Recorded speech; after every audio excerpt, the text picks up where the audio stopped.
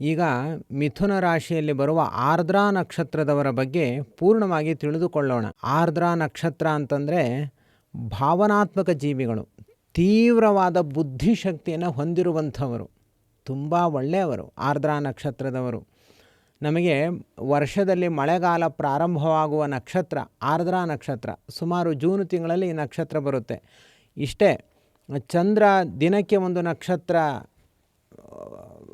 ಒಂದು ನಕ್ಷತ್ರದಿಂದ ಇನ್ನೊಂದು ನಕ್ಷತ್ರಕ್ಕೆ ಪ್ರವೇಶ ಮಾಡ್ತಾನೆ. ಆದರೆ ಸೂರ್ಯ ಹಾಗಲ್ಲ,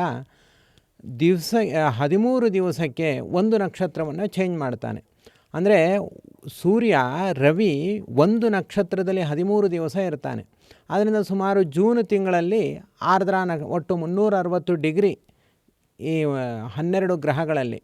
ಆ 360 ಡಿಗ್ರಿ ಅಂದರೆ ಸೂರ್ಯ ದಿವಸಕ್ಕೆ ಒಂದೊಂದು ಡಿಗ್ರಿ ಸಂಚಾರವನ್ನು ಮಾಡ್ತಾನೆ. ಅದರಿಂದ ಒಂದು ನಕ್ಷತ್ರ ಅಂತಂದರೆ 13 ಡಿಗ್ರಿ 20, 13-20 ಡಿಗ್ರಿ. ಅದರಿಂದ 13 ದಿವಸ ಸುಮಾರು ಸೂರ್ಯ 13.5 ದಿವಸ ಹೀಗೆ ಬರುತ್ತೆ ರವಿ ಇರುವಂತಹ ಕಾಲ. ಅಂದ ಆರ್ದ್ರಾ ನಕ್ಷತ್ರ ಮಳೆ ಪ್ರಾರಂಭವಾಗುವ ಕಾಲ. ಆದ್ದರಿಂದ ನಮ್ಮ ಜೀವನದಲ್ಲಿ ಒಳ್ಳೆಯ ಸಂತೋಷದ ಕ್ಷಣಗಳನ್ನು ನಾವು ಅನುಭವಿಸಬೇಕು ಅಂತಂದರೆ ಆರ್ದ್ರಾ ನಕ್ಷತ್ರದವರ ಸಂಪರ್ಕವನ್ನು ಮಾಡಬೇಕು ಅಂತ ಹೇಳಲಿಕ್ಕೆ ಅದನ್ನು ಹೇಳಿದೆ. ಆರ್ದ್ರಾ ನಕ್ಷತ್ರದವರ ತೀಕ್ಷ್ಣವಾದ ಬುದ್ಧಿಶಕ್ತಿ ಅದು ದೇವರು ಕೊಟ್ಟಿರುವಂತಹ ವರ.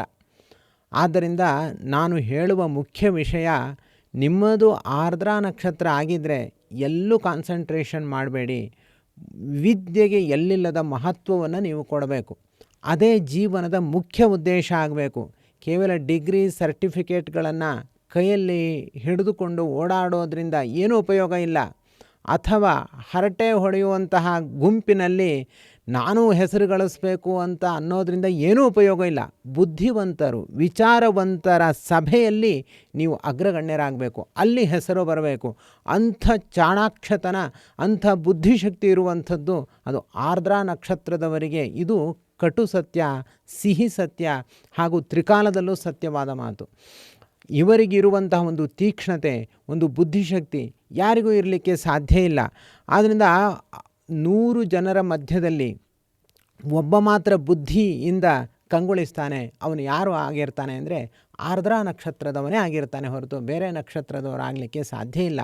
ಅಂತಹ ಒಂದು ಬುದ್ಧಿಯಿಂದಲೇ ವಿಚಾರದಲ್ಲಿ ಅವರು ಗುರುತಿಸಿಕೊಳ್ತಾರೆ. ವಿಚಾರವಂತಿಕೆಯಿಂದ ಅವರು ತಮ್ಮನ್ನು ತಾವು ಗುರುತಿಸಿಕೊಳ್ತಾರೆ.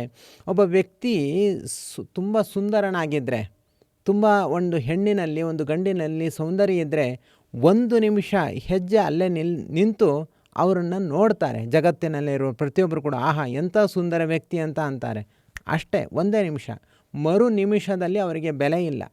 ಆದರೆ ಬುದ್ಧಿವಂತರಿಗೆ ಹಾಗಲ್ಲ. ಯಾರು ಬುದ್ಧಿವಂತನೋ ಅವನು ಒಮ್ಮೆ ಒಂದು ಮಾತನಾಡಿದ್ರೆ, ತನ್ನ ಒಂದು ವಿಚಾರ ಶಕ್ತಿಯನ್ನು ಇಟ್ಟರೆ ಜೀವನ ಪೂರ್ತಿ ಅವನ ಬೆನ್ನ ಹಿಂದೆ ಬರುತ್ತೆ ಜಗತ್ತು. ಆದ್ದರಿಂದ ಸೌಂದರ್ಯಕ್ಕೆ ಬೆಲೆ ಅಲ್ಲ, ಬುದ್ಧಿಗೆ, ವಿಚಾರಕ್ಕೆ, ವಿದ್ಯೆಗೆ, ಅದಕ್ಕೆ ಮಾತ್ರ ಬೆಲೆ. ಅಂಥದ್ದ ಕಡೆ ನೀವು ಫೋಕಸ್ ಮಾಡಬೇಕು. ಇಲ್ಲಿ ಹೇಳುವಂತಹ ಮುಖ್ಯ ವಿಚಾರವೇ ಆರ್ದ್ರಾ ನಕ್ಷತ್ರದವರಿಗೆ ಇದಾಗಿದೆ, ಬೇರೆ ಏನೂ ಅಲ್ಲ. ಆದ್ದರಿಂದ ಇದು ಎಲ್ಲರ ಜೀವನದಲ್ಲಿ ವಿಚಾರವೆಂಬ ಮಳೆಯನ್ನು ಸುರಿಸಬೇಕು. ಅದು ಆರ್ದ್ರಾ ನಕ್ಷತ್ರ. ವಾಸ್ತವವಾಗಿ ಆರ್ದ್ರಾ ನಕ್ಷತ್ರದ ಚಿಹ್ನೆ ಕಣ್ಣೀರು ಅಂತ ಹೇಳ್ತಾರೆ. ಅದು ಹಿಂದೆ ರುದ್ರದೇವರು ಎಲ್ಲ ಕಡೆ ಅಧರ್ಮ ತಾಂಡವ ನರ್ತನ ಆಡ್ತಂತೆ ಜಗತ್ತಿನಲ್ಲಿ. ಆಗ ರುದ್ರದೇವರು ಅಧರ್ಮವನ್ನು ಹತ್ತಿಕ್ಕುವುದಕ್ಕೋಸ್ಕರ ತಾವು ಧರ್ಮದ ತಾಂಡವ ನರ್ತನ ಮಾಡ್ತಾರೆ. ಆಗ ಆ ಅಧರ್ಮ ಮಾಡುವಂಥವರ ಕಣ್ಣಿನಲ್ಲಿ ನೀರು ಬಂತಂತೆ. ಯಾಕೆ ಅಂದರೆ ತಮ್ಮ ಒಂದು ಬದಲಾವಣೆಗೋಸ್ಕರ ಬಂದಂತಹ ಕಣ್ಣೀರು. ಅದೇ ಆರ್ದ್ರಾ ನಕ್ಷತ್ರ ಆಯಿತು ಅಂತ ಒಂದು ಕಥೆ ಸುಮ್ಮನೆ. ಅಂದರೆ ಆರ್ದ್ರಾ ನಕ್ಷತ್ರದ ಸೃಷ್ಟಿಗೆ ಒಂದು ಕಾರಣೀಭೂತವಾದ ಕಥೆ ಆಗಿದೆ.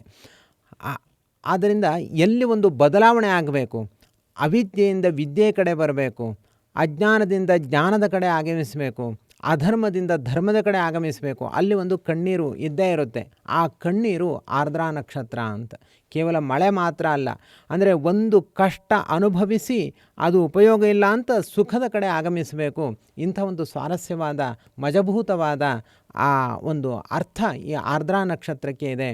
ಆದ್ದರಿಂದ ಈಗ ಮಿಥುನ ರಾಶಿ ಆರ್ದ್ರಾ ನಕ್ಷತ್ರದವರಿಗೆ ಪ್ರಕೃತದಲ್ಲಿ ಅವರಿಗೆ ಗುರು ಕಟಕ ರಾಶಿಯಲ್ಲೇ ಪ್ರವೇಶ ಮಾಡ್ತಾನೆ.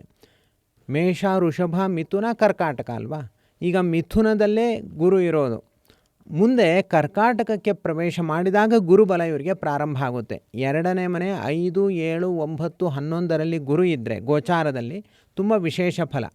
ಆದ್ದರಿಂದ ಕಟಕ ರಾಶಿಗೆ ಗುರು ಪ್ರವೇಶ ಮಾಡಿದಾಗ ಧನಲಾಭ ಆಗುತ್ತೆ, ಇವರಿಗೆ ಆರೋಗ್ಯ ಸುಧಾರಿಸುತ್ತೆ, ಒಳ್ಳೆಯ ಪ್ರಗತಿ ಉಂಟಾಗುತ್ತೆ, ಚಾಣಾಕ್ಷತನ ಇನ್ನಷ್ಟು ತೀಕ್ಷ್ಣವಾಗುತ್ತೆ, ವಿದ್ಯೆಗೆ ಎಲ್ಲಿಲ್ಲದ ಬೆಲೆ ಸಿಗುತ್ತೆ, ಮನ್ನಣೆ ಸಿಗುತ್ತೆ, ವಿನಾಕಾರಣ ವ್ಯರ್ಥ ಖರ್ಚುಗಳು ಕಡಿಮೆ ಆಗುತ್ತೆ ಮತ್ತು ಅಧಿಕವಾದ ಲಾಭಗಳೆಲ್ಲ ಆಗುತ್ತೆ. ಆದರೆ ಮತ್ತೆ ಸಿಂಹಕ್ಕೆ ಮಧ್ಯದಲ್ಲಿ 2 ತಿಂಗಳು ಗುರು ಪ್ರವೇಶ ಮಾಡಿದಾಗ ಕಷ್ಟ ಇರುತ್ತೆ. ಮತ್ತು ಈಗ ಮಿಥುನದಲ್ಲಿದ್ದಾಗಲೂ ಕೂಡ ಹೆಚ್ಚಿನ ಲಾಭಾಂಶಗಳು ಇರೋದಿಲ್ಲ. ಇನ್ನು ಶನಿ 10ನೇ ಮನೆಯಲ್ಲಿ ಇರೋದರಿಂದಾಗಿ ಇವರಿಗೆ ಅದು ಸಮಸ್ಯೆ ಇದೆ. ಅಂದರೆ ವೃಥಾ ಖರ್ಚುಗಳು, ದುಷ್ಟರ ಸಹವಾಸಗಳು ಇದೆಲ್ಲವೂ ಕೂಡ ಶನಿಯಿಂದ ಆಗುತ್ತೆ. ಅದರಿಂದ ಶನಿ ದೋಷವನ್ನು ಪರಿಹಾರ ಮಾಡಿಕೊಳ್ಬೇಕು. ವ್ಯವಹಾರ ಸ್ಥಾನದಲ್ಲಿ ಶನಿ ಇರೋದರಿಂದಾಗಿ ಲಾಭದಲ್ಲಿ ಇವರಿಗೆ ಸಮಸ್ಯೆ ಆಗುವಂತಹ ಸಾಧ್ಯತೆಗಳಿದೆ ಆರ್ದ್ರಾ ನಕ್ಷತ್ರದವರಿಗೆ. ಹಾಗಾಗಿ ಶನಿದೋಷ ಪರಿಹಾರಕ್ಕೋಸ್ಕರ ದೇವತಾರಾಧನೆಯನ್ನು ಮಾಡಬೇಕು. ಗುರುಗಳ ವಿಶೇಷ ಲಾಭವನ್ನು ಪಡೆದುಕೊಳ್ಳುವುದಕ್ಕೋಸ್ಕರ ಆ ಶ್ರೀನಿಲಯನ ಅನುಗ್ರಹವನ್ನು ಪಡೆದುಕೊಳ್ಳಲೇಬೇಕು. ಇಲ್ಲಿ ಹೇಳಿದ್ದು ಮಾತ್ರವಲ್ಲದೆ ನಿಮ್ಮ ವೈಯಕ್ತಿಕವಾಗಿ ಯಾವುದೇ ಸಮಸ್ಯೆಗಳಿದ್ದರೂ ಕೂಡ, ನಿಮ್ಮ ಕಾರ್ಯಗಳಲ್ಲಿ ಯಾವುದೇ ಅಡೆತಡೆಗಳಿದ್ದರೂ ನೀವು ಲಕ್ಷ್ಮೀ ನಿಲಯನಾಗಿರುವಂತಹ ಶ್ರೀ ನಾರಾಯಣ ದೇವರನ್ನು ಅಥವಾ ಶ್ರೀಕರ ನಾರಾಯಣ ದೇವರನ್ನು ವಿಶೇಷವಾಗಿ 1 ವರ್ಷಗಳ ಕಾಲ ಅಖಂಡವಾಗಿ ಸೇವಿಸಿರಿ, ಆರಾಧಿಸಿರಿ, ಭಜಿಸಿರಿ ಹಾಗೂ ಅವರ ಬಗ್ಗೆ ತಿಳಿದುಕೊಳ್ಳಿರಿ. ಆಗ ನಿಮ್ಮ ಕಷ್ಟಗಳು ಅದು ಎಷ್ಟೇ ಕಠಿಣವಾಗಿದ್ದರೂ ಕೂಡ ಪರಿಹಾರವಾಗುತ್ತೆ. ನಾವು ಒಂದು ಹೆಜ್ಜೆ ರಸ್ತೆಯಲ್ಲಿ ಇಟ್ಟಾಗ ಆ ಮಾರ್ಗ ಅತ್ಯಂತ ದೀರ್ಘವಾದ ಮುಂದಿನ ಮಾರ್ಗ ಎಲ್ಲವೂ ಕೂಡ ಹೇಗೆ ಗೋಚರವಾಗುತ್ತೋ ಹಾಗೆ ಒಂದು ಹೆಜ್ಜೆ ನಾವು ಶ್ರೀಕರ ನಾರಾಯಣ ದೇವರ ಬಳಿ ಇಟ್ಟಾಗ ನಮ್ಮ ಭವಿಷ್ಯದ ಮುಂದಿನ ಎಲ್ಲ ದಾರಿಯೂ ಕೂಡ ಗೋಚರವಾಗುತ್ತೆ. ಲಕ್ಷ್ಮೀ ವೀಕ್ಷಣವೆಂಬ ಶ್ರೀಮನ್ನಾರಾಯಣ ದೇವರ ವೀಕ್ಷಣ ಎಂಬ ದೀಪ ಆ ದಾರಿಯಲ್ಲಿ ಬೆಳಗುತ್ತೆ. ನಿರಾತಂಕವಾಗಿ ನಾವು ಸಂತೋಷ, ಉಲ್ಲಾಸ, ಉತ್ಸಾಹಗಳಿಂದ ಆ ದಾರಿಯಲ್ಲಿ ನಾವು ಚೇತೋಹಾರಿಗಳಾಗಿ ನಾವು ಸಾಗಬಹುದು. ಅದಕ್ಕೋಸ್ಕರ ಕಿಮಲಭ್ಯಂ ಭಗವತಿ ಪ್ರಸನ್ನೆ ಶ್ರೀನಿಕೇತನೆ ಎಂಬಂತೆ ಶ್ರೀ ಲಕ್ಷ್ಮೀ ನಾರಾಯಣ ದೇವರು ನಮ್ಮ ವಿಷಯದಲ್ಲಿ ಪ್ರಸನ್ನರಾದರೆ ಅದಕ್ಕಿಂತ ಸಂತೋಷದ ಸಂಗತಿ ಮತ್ತೊಂದು ಇರೋದಿಲ್ಲ. ಈ ಜನ್ಮ ಸಿಕ್ಕಿರುವುದೇ ನಮಗೆ ಲಕ್ಷ್ಮೀ ನಾರಾಯಣ ದೇವರ ಸೇವೆಗೋಸ್ಕರ ಅಂತ ತಿಳಿದು ಈ ಒಂದು ಸಮಸ್ಯೆಗಳ ಪರಿಹಾರಕ್ಕೋಸ್ಕರ, ಯಾವುದೇ ಕೆಲಸಗಳ ಅಡ್ಡಿ ಆತಂಕಗಳ ಪರಿಹಾರಕ್ಕೋಸ್ಕರವಾದರೂ ಕೂಡ 1 ವರ್ಷಗಳ ಕಾಲ ಅಖಂಡವಾಗಿ ಶ್ರೀ ಲಕ್ಷ್ಮೀನಾರಾಯಣ ದೇವರ ಸೇವೆಯನ್ನು ಮಾಡಿ ಎಲ್ಲ ಗ್ರಹಬಾಧೆಗಳೂ ಕೂಡ ದೂರತೋಪಾಸ್ತವಾಗುತ್ತೆ. ಹಾಗೂ ನಿಮ್ಮ ಇಷ್ಟಾರ್ಥಗಳು ಬಹುಬೇಗ ಅದು ಸಿದ್ಧಿಯಾಗುತ್ತೆ. ಅಥವಾ ಗ್ರಹಗಳಲ್ಲಿ ಈಗಾಗಲೇ ಹೇಳಿದಂತೆ ಒಳ್ಳೆಯದಿದ್ದರೂ ಕೂಡ ಅದು ನಮಗೆ ವರವಾಗಿ ನಮಗೆ ದೊರಕುತ್ತೆ. 1 ವರ್ಷಗಳ ಕಾಲ ಸೇವೆ ಕಠಿಣವಾಗಿದ್ದರೆ ಅಧಿಕ ಮಾಸದ 1 ತಿಂಗಳ ಸೇವೆನಾದರೂ ಕೂಡ ಮಾಡಿ, ಅಧಿಕ ಮಾಸದ ಈ ಸೇವೆ ತುಂಬ ಚೆನ್ನಾಗಿರುತ್ತೆ. ನಾವು ಆಚರಿಸುವ ಶ್ರೀಕರ ನಾರಾಯಣ ದೇವರ ಅಧಿಕ ಮಾಸದ ಸೇವೆಯಲ್ಲಿ ನೀವು ಪಾಲ್ಗೊಳ್ಳಿ. ಇದರ ಬಗ್ಗೆ ಪೂರ್ಣವಾದ ಮಾಹಿತಿಯನ್ನು ಪಡೆದುಕೊಳ್ಳಿ. ನಿತ್ಯವೂ ಕೂಡ ಭಾಗವತ ಗ್ರಂಥದ ಶ್ರವಣ ಇರುತ್ತೆ. ಸಕಲ ಪಾಪಗಳನ್ನು, ಸಕಲ ದುರಿತಗಳನ್ನು, ಸಕಲ ಬಾಧೆಗಳನ್ನು ಸುಟ್ಟು ಭಸ್ಮೀಭೂತವನ್ನಾಗಿಸುವ ಭಾಗವತದ ಒಂದೊಂದು ವಿಚಾರಗಳು, ಒಂದೊಂದು ಶ್ಲೋಕಾರ್ಥಗಳು ಅದ್ಭುತವಾದ ನಮ್ಮ ಜೀವನದ ದಿವ್ಯ ಔಷಧಿಯಾಗಿ ನಮ್ಮ ಉಪಕಾರಿಯಾಗುತ್ತೆ. ಅಂತಹ ಭಾಗವತ ಗ್ರಂಥದ ಶ್ರವಣ, ನಿತ್ಯವೂ ಕೂಡ ತೀರ್ಥಕ್ಷೇತ್ರಗಳ ಮಾನಸ ಯಾತ್ರೆ ಹಾಗೂ ನಿತ್ಯವೂ ಶ್ರೀಕರ ನಾರಾಯಣ ದೇವರಿಗೆ ಸಹಸ್ರನಾಮಾರ್ಚನೆ, ಸೂರ್ಯೋದಯ ಕಾಲದಲ್ಲಿ ಕನಕಾಭಿಷೇಕ ಸೇವೆ ಹಾಗೂ ಅನೇಕ ಬಗೆಯ ಜ್ಯೋತಿಷ ವಿಚಾರಗಳು, ಹೀಗೆ ಹಲವಾರು ಆಕರ್ಷಕವಾದ ಈ ಒಂದು ಸಾಧನೆಯಲ್ಲಿ, ಒಂದು ಥರ ಕ್ಲಾಸ್ ರೂಪದಲ್ಲಿ ನಡೆಯುವಂತಹ ಈ ಸಾಧನೆಯಲ್ಲಿ ನಿಮ್ಮನ್ನು ನೀವು ತೊಡಗಿಸಿಕೊಳ್ಳಿ. ನಿಮ್ಮ ಜೀವನವನ್ನು ಸಾಧನಮಯವನ್ನಾಗಿ ಮಾಡಿಕೊಳ್ಳಿ. ಎಲ್ಲ ಸಮಸ್ಯೆಗಳಿಗೂ ಕೂಡ ಇರುವ ಏಕೈಕ ಪರಿಹಾರ ಅದು ಲಕ್ಷ್ಮೀಪತಿಯಾದ ಶ್ರೀಕರ ನಾರಾಯಣ ದೇವರ ಸೇವೆ ಎಂಬುದನ್ನು 3 ಕಾಲಗಳಲ್ಲಿಯೂ ಕೂಡ ನೀವು ಮರೆಯಬೇಡಿ. ಇದು ಅತ್ಯಂತ ಕಠಿಣವಾದ ವಿಚಾರ ಹಾಗೂ ಅತ್ಯಂತ ಸತ್ಯವಾದ ವಿಚಾರ. ಇದನ್ನು ಅರ್ಥ ಮಾಡಿಕೊಂಡು ನೀವು ದೇವರ ಸೇವೆಯಲ್ಲಿ ನಿಮ್ಮನ್ನು ತೊಡಗಿಸಿಕೊಳ್ಳಿ. ಹೆಚ್ಚಿನ ಮಾಹಿತಿಗೋಸ್ಕರ ನಮ್ಮನ್ನು ಈಗ ನೀವು ವಾಟ್ಸ್ಯಾಪ್ ಮೂಲಕ ಸಂಪರ್ಕ ಮಾಡಿ ನಮ್ಮಿಂದ ಮುಂದಿನ ಮಾಹಿತಿಗಳನ್ನು ಪಡೆದುಕೊಳ್ಳಿ. ಸರ್ವಗುಣ ಸಂಪೂರ್ಣ ಸರ್ವದೋಷ ವಿವರ್ಜಿತ ಪ್ರೀಯತಾಂ ಪ್ರೀತೇವಾಲಂ ವಿಷ್ಣುರ್ಮೇ ಪರಮಸುಹೃತು. ಶ್ರೀಕೃಷ್ಣಾರ್ಪಣಮಸ್ತು.